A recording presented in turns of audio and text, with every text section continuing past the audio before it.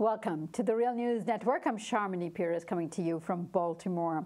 The Paris Agreement was ratified last week with the threshold needed for the international deal to be enforced.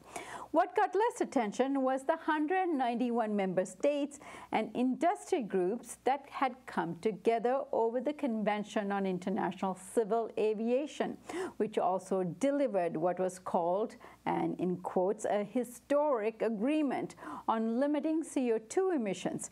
It came up with a new measure for global market-based solutions to offset CO2 emissions from international flights, and what the UN International Civil Aviation Organization said was a comprehensive roadmap for the sustainable future of international aviation.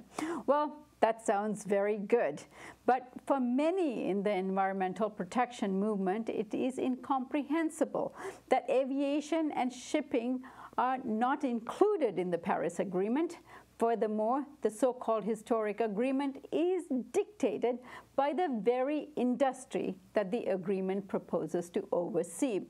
These self-regulating systems have not fared well for us in the past in terms of the environment, so let's check into it more. And for that, we are being joined by Vera Paradee. She is the Senior Counsel and Supervising Attorney at Climate Law Institute at the Center for Biological Diversity. Ms. Paradee is involved in many cases that employ Clean Air Act to reduce carbon emissions, and she is the author of a new study, Up in the Air: How Airplane Carbon Pollution Jeopardizes Global Climate Goals. Vera, thank you so much for joining us today. Thank you so much for having me. So Vera, for the first time, we have an agreement in terms of the airline and shipping industry related to aviation, but you're not happy with this. Why? No, I'm not happy with it. It actually pretends to be doing something about the ever-increasing emissions from the airline industry, but that is not the case. This agreement involves shifting the responsibility for reducing emissions away from the airline industry and onto third parties through the offset mechanism, which is not at all yet defined even in this agreement. So what are some of the key issues we should understand about this deal that, as you say, is not dealing with the real emissions we have to contain and curtail? Sure. So the airline industry was able to evade the obligations of the Paris Agreement, which you just mentioned, by saying, well, we're different, we're much more complicated, we need our own deal.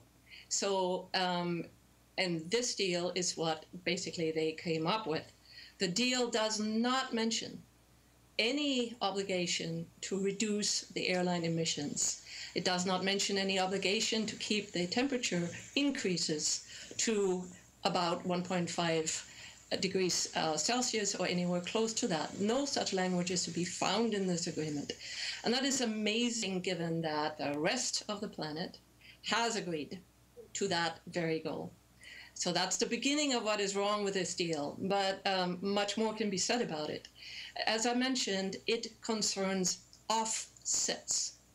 So it basically says the airline industry can continue to emit carbon dioxide.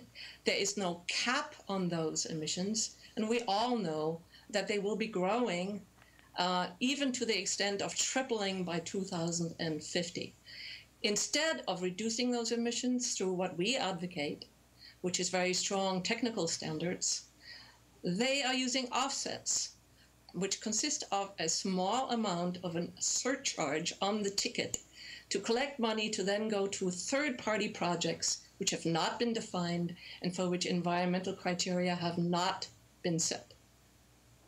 Now, we are talking about 2 to 3% of global emissions of CO2.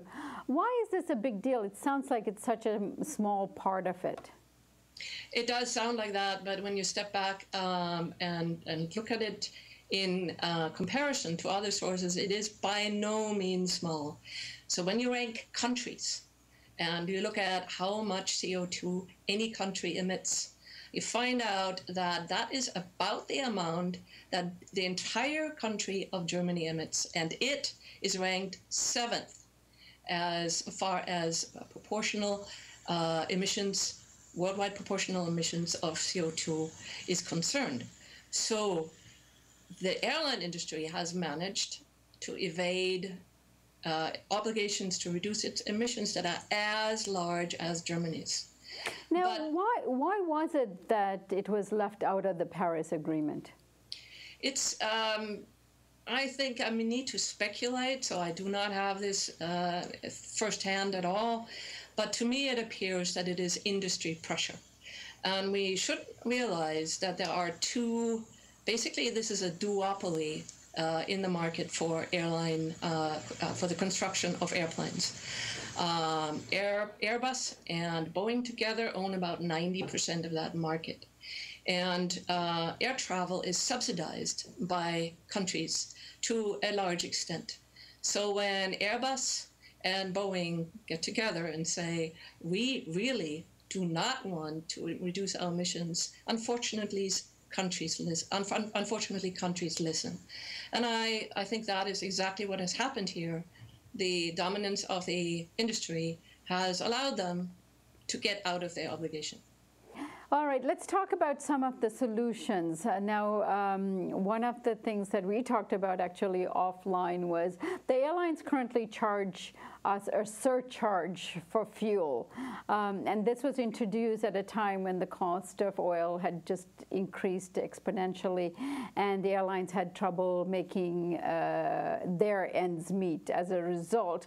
But the oil prices have actually come down, and so where is this surcharge now going? I thought this would be a good way of applying these profits that have been made to one of the things that you suggest in your report, which is technical upgrades to some of the airlines could make a big difference in terms of containing it. So talk about that, and tell us also what the other solutions there are out there that could be employed to contain the emissions.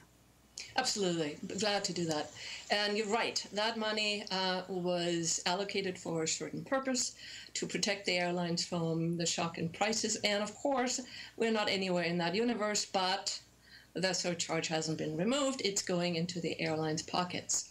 But the real solution to airline emissions is really twofold. And the first one is, as you say, technological.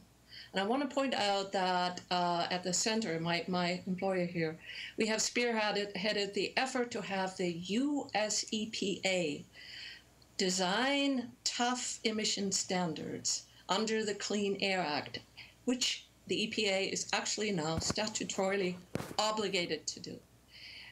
We have sued the EPA twice and have been successful in having the EPA execute that first step in that sequence. Now we are waiting for EPA to propose those emission standards.